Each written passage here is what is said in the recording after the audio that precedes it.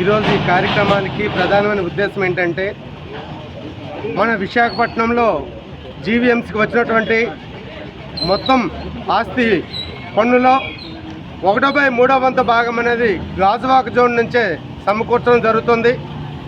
కానీ గాజువాక జోన్కి వినియోగ చేసినటువంటి ఖర్చులైతే చూస్తే కనీసం 6వ వాటా కూడాను వినియోగించట్లేదు.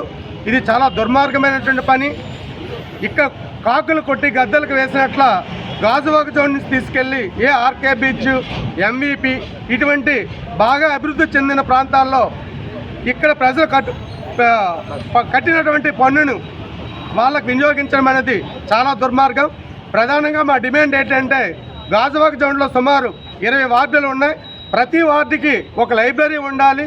అదేవిధంగా ప్రతి వార్డుకి కూడాను ఒక పిహెచ్సి ఉండాలి. ఎందుకంటే గాజువాకలో సుమారు 5 లక్షల పైచిలుక జనాభా నివసిస్తున్నారు. ఇక్కడ సరైనటువంటి విద్యా వైద్యకు సంబంధించినటువంటి వనరులు లేవు. ఎందుకంటే విశాఖపట్నంలో చూసినట్లయితే ఇంచుమించు జీవీఎంసీలో ఉన్నటువంటి 1/4 పాపులేషన్ ఒక గాజువాకలే ఉన్నది. ఇక్కడ ఒక్కటి కూడా ప్రభుత్వ జూనియర్ కాలేజ్ ఎక్కడో అగ్నంపూడిలో నామమాత్రంగా నిర్మించారు. డిగ్రీ కాలేజ్ లేదు. అదేవిధంగా పాలిటెక్నిక్ కాలేజ్ ఖచ్చితంగా ఇక్కడ గాజువాకలో నిర్మించాలి. ఆ డిగ్రీ కాలేజ్ అనేది ఏర్పాటు చేయాలి. ప్రతి వార్డులో కూడాను ఒక పిహెచ్సి ఏర్పాటు చేయాలి. చెప్పడానికైతే చాలా కరెంటు బిల్లుల విషయంలో ప్రతి వీధికి ఒక స్మార్ట్ మీటర్ పెడుతున్నారు. కానీ ఎక్కడ కూడా వీధి లైట్లు అనేవి సక్రమంగా వెలగట్లేదు. కాలువల్లో కూడాను ఏదో వారానికి ఒకసారి 2 సార్లు జీవీఎం సిబ్బందిని పంపించి బళ్ళు కూడా రెగ్యులర్గా పంపించట్లేదు. చెత్త తీసివేయడానికి వాళ్ళు తుడిచేటప్పుడు ఆ చెత్త అనేది కాలువలోకి తోస్తున్నారు. 2వ రోజు వచ్చి ఆ తాలకు చెత్తని మరలా పైకెత్తుతున్నారు. 3వ రోజు వచ్చి దాన్ని డంప్ చేస్తున్నారు. ఈ విధంగా వారం మొత్తం మీద చూస్తే 1-2 సార్లు జరుగుతుంది.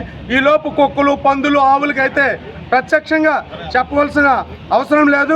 నెక్స్ట్ మన మిత్రులు ఇప్పుడు చెప్పారు స్మార్ట్ మీటర్ల విషయంలో. స్మార్ట్ మీటర్ ఏదైనా మీటర్ బిగించేటప్పుడు ఎవరైనా మీటర్ని టచ్ చేస్తే ఖచ్చితంగా ఈ విద్యుత్ సంబంధించిన అధికారులేమో యాక్షన్ తీసుకుంటామంటారు. ఎవరో అనామకులు తెలియనటువంటి వ్యక్తులు ఎవరో 2 కుర్రవాళ్ళు పంపించి మీటర్లు బిగించాలని చూస్తున్నారు. వాళ్ళు బిగించేటప్పుడు ఈ విద్యుత్ సంబంధించినటువంటి సిబ్బంది కనీసం లైన్ ఇన్స్పెక్టర్ కానీ, ఒక లైన్ మ్యాన్ కానీ కనీసం ఎవరు కూడా రాకుండాను ఒక దొంగ చోటున ఈ స్మార్ట్ మీటర్లు బిగించవలసిన అంత అవసరం ఏమొచ్చింది. అదేవిధంగా స్మార్ట్ మీటర్లు బిగిస్తున్నామని ఆ తాలూకా కన్జ్యూమర్కేమో నోటీస్ ఇచ్చి చెప్పవలసి వాళ్ళ తాలూకా ప్రమేయం మేరకు మాత్రం చేయాలి తప్ప కానీ భయాందోళనకు గురి చేసి ఎవరో ఒక రౌడీలాగా ఉన్నటువంటి బలిష్టంగా ఉన్న 2-3 కుర్రోళ్ళు పంపించి స్మార్ట్ మీటర్లు బిగిస్తున్నారు. ఇది దుర్మార్గమైనటువంటి పరిస్థితి.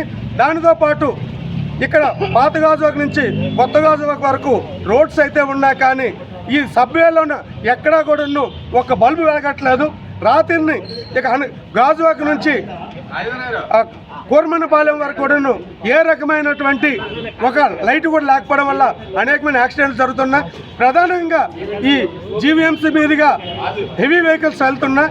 ఈ వెహికల్స్ ఇమీడియట్గా ప్రధానంగా హాస్పిటల్ ఉన్నది, కోర్టు ఉన్నది, ఎంఆర్ఓ ఆఫీస్ ఉన్నది, జీవీఎంసీ ఉన్నది.